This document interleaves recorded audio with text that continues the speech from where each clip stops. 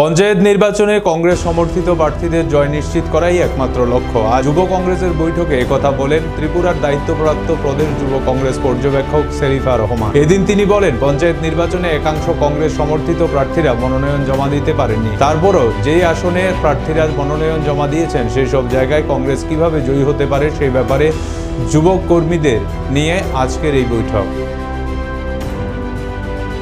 বৈঠকের উদ্দেশ্য হয়েছে যে আগামী পঞ্চায়েত ইলেকশন আছে, আর পঞ্চায়েত ইলেকশনের উদ্দেশ্য রেখে আমরা এখানে আজকে ডিসকাস করতে হয়েছি যে কীভাবে পঞ্চায়েতের প্রত্যেকটা সিট আমরা কংগ্রেসের পক্ষে আনতে পারি।